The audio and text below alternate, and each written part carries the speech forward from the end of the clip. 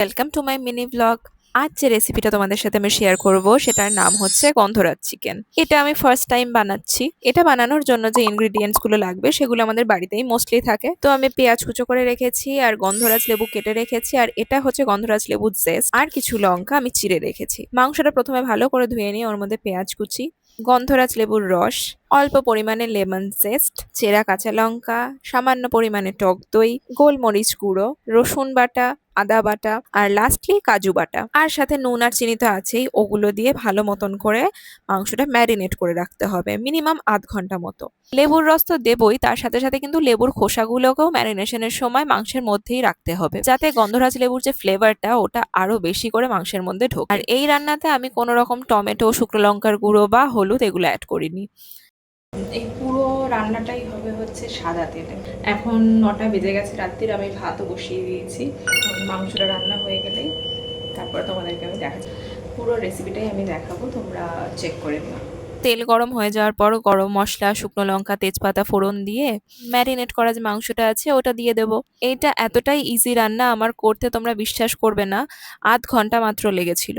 ওহো, আমি তো বলতেই ভুলে গেছি, লেবুর খোসাগুলো কিন্তু চিকেনটা কড়াইতে দেওয়ার আগেই আমাদেরকে তুলে রাখতে হবে, যেটা আমি ভুলে গেছিলাম বলে কড়াইতে দেওয়ার পরেই আমি তুলে নিচ্ছিলাম। তারপর মাংসটা ভালো মতন করে কষাতে হবে। আর এই যে আরেকদিকে ভাত হচ্ছে। এই রেসিপিটা যদিও রুটি, নান এইসবের সাথে বেশি ভালো লাগবে, তবে আমাদের বাড়িতে সবাই ভাত খেতে বেশি পছন্দ করে বলে আমরা ভাত দিয়েই খেয়েছিলাম। আর এই দেখো মাংস অলমোস্ট ডান। আর আমি আলু দিইনি এই রেসিপিটাতে, তোমরা যদি চাও তো দিতে পারো। মাংসটা কষানো হয়ে গেলে অল্প কিছুটা গরম জল দিয়ে আর একটু নেড়ে চেড়ে নিয়ে লাস্টে মাখন, আর অবশ্যই গ্যাস অফ করার পরে বাকি যে লেমন জেস্টটা ওইটা দিয়ে পুরো মাংসটা আর একবার ভালো করে নাড়িয়ে নিতে হবে। গ্যাস অন থাকতে যদি লেমন জেস্ট দেওয়া হয় তাহলে অনেক সময় সম্ভাবনা থাকে রান্নাটা তেতো হয়ে যাওয়ার। তো ব্যাস রেডি আমাদের গন্ধরাজ চিকেন। আর এই দেখো এদিকে ভাতও হয়ে গেছে। আর রান্না করার বেস্ট পার্টটা হচ্ছে যখন খাবারটা খেয়ে সবাই খুব প্রশংসা করে যে খুব ভালো হয়েছে, তখন মনে হয় যতই পরিশ্রম হোক না কেন সব সার্থক। যদিও এটা করতে আমার একদমই পরিশ্রম হয়নি। তো চলো এবার তোমাদের সাথে আমিও দেখে নিই যে আমার বানানোর রেসিপিটা কেমন হয়েছে। খেয়ে রিভিউ দাও তাড়াতাড়ি, সত্যিকারের বলবে। ভালো হয়েছে। খেয়ে দেখো আগে। সত্যি ভালো হয়েছে? কেন 10-এর মধ্যে কত?